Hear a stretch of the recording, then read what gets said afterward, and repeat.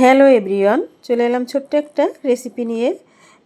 মুখরোচক এই রেসিপিটা এত ভালো লাগে, একবার হলেও এভাবে তৈরি করে খেয়ে দেখতে পারো। চলো তাহলে রেসিপিটা শুরু করা।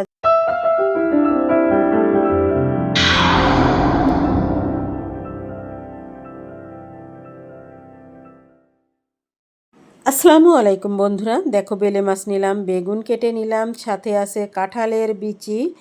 তো বেলে মাছগুলোকে আমি হলুদ লবণ মেখে নিছি, আর এই বেগুন পানি দিয়ে ভিজিয়ে রাখছি। এখন হচ্ছে হলুদ লবণ মাখানো মাছগুলোকে ভেজে নেব।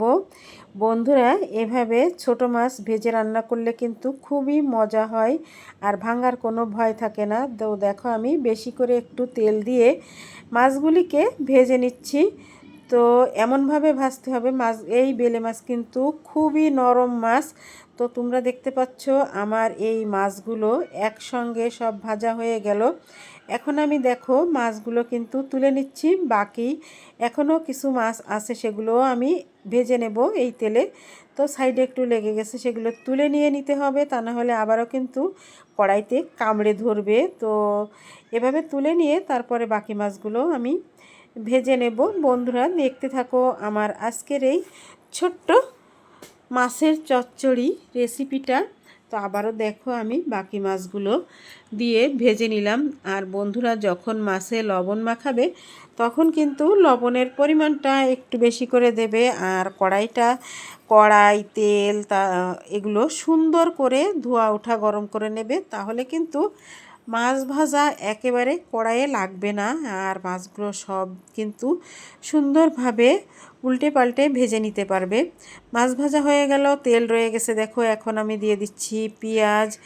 আমি দেব কি কাঁচামরিচ, পেঁয়াজ আর হচ্ছে রসুন বাটা, হলুদ লবণ, তেল, এই দিয়েই রান্নাটা হবে। তো দেখো পেঁয়াজ দিলাম, আর হচ্ছে রসুন বাটা দিলাম, কাঁচামরিচ দিয়ে দিচ্ছি। ফ্রোজেন করা কাঁচামরিচ ফ্রিজে আমি এভাবে রেখে দেই, আর রান্নার সময় হলে একেবারে ডাইরেক্ট ফ্রিজ থেকে এনে কড়াইতে দিয়ে দেই। এখন দিতে হবে হলুদ আর লবণ দিয়ে সুন্দর করে কিন্তু এই কাঁচামরিচ, পেঁয়াজ আর রসুন খুব সুন্দর করে মেখে নিতে হবে। হাতে সুন্দর করে ডলে ডলে মেখে নিতে হবে। দিয়ে দিলাম হলুদের গুঁড়া।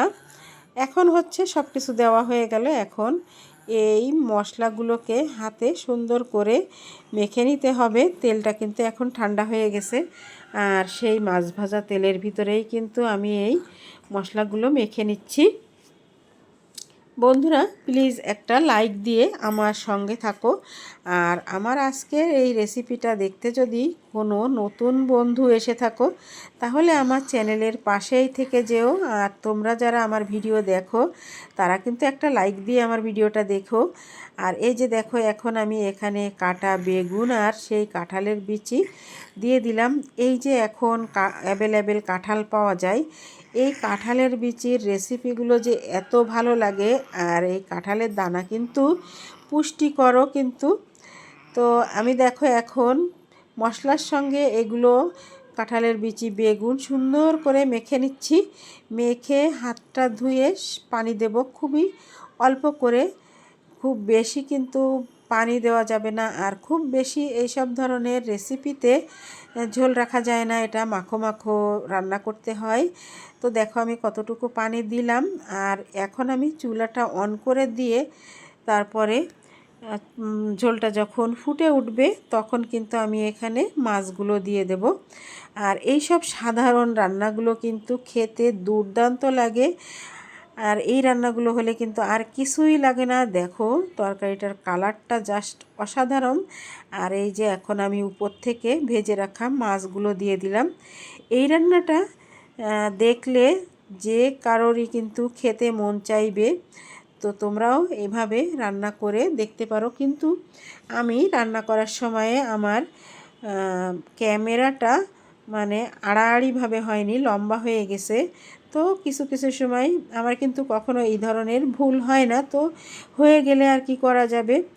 আজকে বন্ধুরা আমার কিন্তু শরীরটা ভালো নেই। তো দেখো আমি মাছগুলো দিয়ে তরকারিটা ঢাকা দিয়ে দিছিলাম, আবার কিন্তু এই যে ঢাকনাটা তুলে নিলাম, আর দেখতে পাচ্ছ ঝোলটা টেনে গেছে।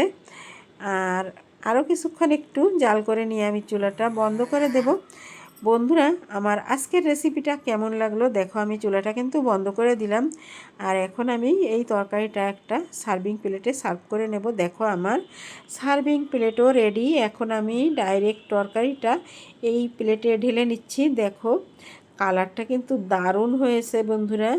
আর এই ধরনের তরকারিগুলোর কালার কিন্তু খুবই ভালো লাগে, খেতেও যেমন ভালো লাগে আর দেখতেও কিন্তু মাশাআল্লাহ অনেক সুন্দর, আর খেতে তো অসাধারণ হয়েছিল। বন্ধুরা, আজকের মতো বিদায় নেব। আবারও চলে আসব নতুন কোনো ব্লগ ভিডিও বা রেসিপির সঙ্গে। ব্লগ ভিডিও তো তেমন একটা দেওয়া হয় না, আমার সময় পায় না ব্লগ ভিডিও করার জন্য, তো চেষ্টা করব ব্লগ ভিডিও দেওয়ার। বন্ধুরা দেখো আমার আজকের রেসিপিটার ফাইনাল লুক তোমরা দেখতে পাচ্ছ। বন্ধুরা আজকের মতো এখানেই বিদায় নেব। আল্লাহ হাফেজ, আসসালামু আলাইকুম।